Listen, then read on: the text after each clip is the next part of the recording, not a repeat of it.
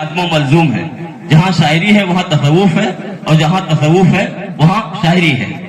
ہمارے اب اس کے بعد میں ایسی محترم اور ہمدرد شخصیت کے حضور آپ کو لے چل رہا ہوں جس کا صوفیانہ کلام اس بات کی بھرپور غمازی کرے گا. میری مراد ہے ضیاء علوی صاحب سے کہ وہ تشریف لائیں اپنے کلام سے نوازیں.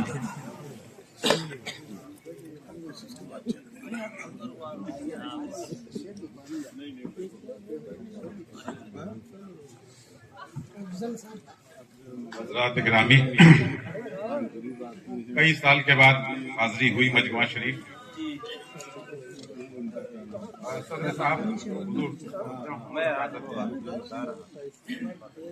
آج جس سلسلے میں یہ مشاعرہ ہو رہا ہے یہ ہمارے دادا پیر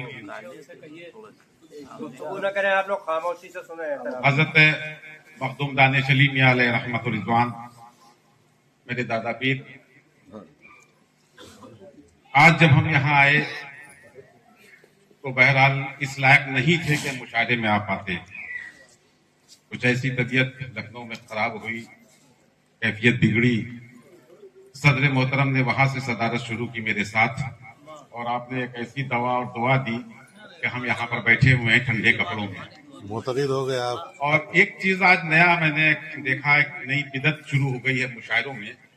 میں تمامی شعراء کرام سے دستبستہ معافی کے ساتھ میں عرض کر رہا ہوں کہ نعت پاک پڑھنے کے محفل کے بھی آداب ہوتے ہیں، اور نعت پاک کا ایک موقع بھی ہوتا ہے، اس کے ایک اپنے پروٹوکال ہوتے ہیں. ہر جگہ نعت نہیں پڑھی جا سکتی، معاف کیجیے گا. یہ غزل ہے اور غزل ایک سیکولر صنف ہے. جب غزل پڑھی جائے، غزل کا نام ہے اشارے اور کنائے میں گفتگو کرنا. آپ اس کو سن کر کے چاہے نعت کی طرف لے جائیں، آقا علیہ الصلوۃ والسلام کی طرف، یا اپنے پیر کی طرف لے کے جائیں، یا اپنے محبوب کی طرف لے کر کے جائیں. لیکن شیخ سعدی رحمۃ اللہ علیہ نے فرمایا ہے کہ 1000 بار بشویم دہن سے مشک و گلاب، ہنوز نامے تو گفتن کا مال بے ادبی. اس کا ذکر عام جگہوں پر نہیں کیا جا سکتا. عطر و چراغ سے محفلیں آراستہ کی جاتی ہیں، مشک و گلاب بکھیرے جاتے ہیں، تب اس کا ذکر ہوتا ہے. اس لیے نہیں ہوتا ہے کہ ہم کو داد مل جائے. میں بہت ہاتھ جوڑ کر معافی مانگ رہا ہوں تمام شعراء کرام سے. اس کا لحاظ رکھیے. نعت کی محفل ہو تو نعت پڑھیے.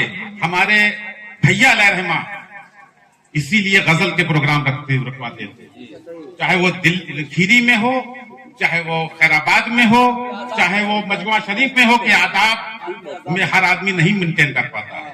یہ تمامی میں معذرت کے ساتھ میں اتنی بات کہنا چاہ رہا ہوں جو مجھ کو محسوس ہوئی. اب غزل کی طرف ہم آتے ہیں، کیونکہ کئی سال کے بعد حاضری ہوئی ہے. ابھی تک تو ہم یو پی سے بھی باہر تھے، اب الحمدللہ ریٹائر ہو کر آ گئے ہیں، اور اب محفلوں میں جانا میں نے شروع کر دیا ہے. اور تمامی یہاں جتنے بھی لوگ ہیں وہ سب وابستگان ہیں، اور خاص طور سے بھیا کے. کچھ شعر میں پیش کر رہا ہوں، سماعت فرما لیں. جب مجموعہ شریف یا کہیں بھی جب اعراض کی محفلیں ہوتی ہیں تو پتہ نہیں کہ نظریں جو ہیں وہ اس میں ایک عکس بھیا کا گھومتا رہتا ہے. قریب نصف صدی گزر گئی ہے ہماری، ان کے ساتھ میں 50 سال کا ہمارا ساتھ رہا ہے.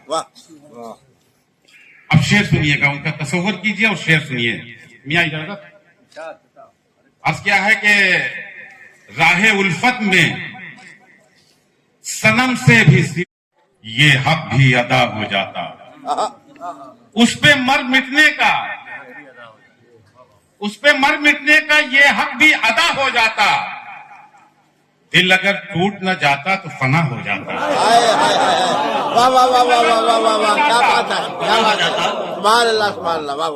اس پہ مر مٹنے کا یہ حق بھی ادا ہو جاتا. دل اگر ٹوٹ نہ جاتا تو فنا ہو جاتا. دل اگر ٹوٹ نہ جاتا تو فنا ہو جاتا. ایک غزل اور اسی تصور میں سنیے گا، اور آپ لوگ مشاعرہ دیکھنا بند کریے، سننا شروع کریے. دل اگر ٹوٹ نہ جاتا تو فنا ہو جاتا.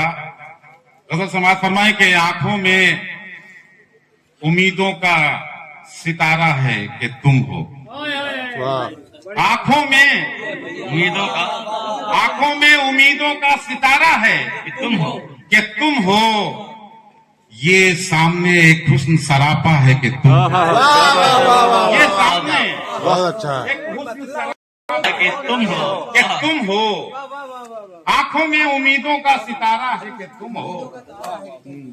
یہ سامنے ایک حسن سراپا ہے کہ تم ہو. یہ شعر ہے. آنکھوں میں امیدوں کا ستارہ ہے کہ تم ہو. یہ سامنے ایک حسن سراپا ہے کہ تم ہو. یہ شعر ہے. الیاس شعر سنیے گا. یہ شعر ہے، مصرع ہے، قصیدہ ہے کہ تم ہو.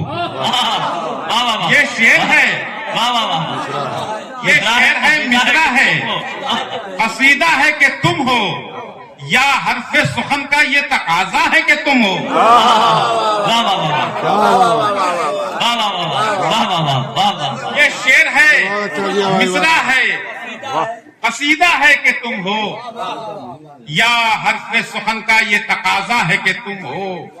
اور شعر سنیے گا، بس تصور میں رہیے گا اپنے شعر کی کہ بے سمت سفر میں ہے عجب وہم تمنا. بے سمت سفر میں ہے، بے سمت سفر میں ہے عجب وہم تمنا. جو سایہ گزرتا ہے وہ لگتا ہے کہ تم ہو. جو سایہ گزرتا ہے واہ واہ واہ.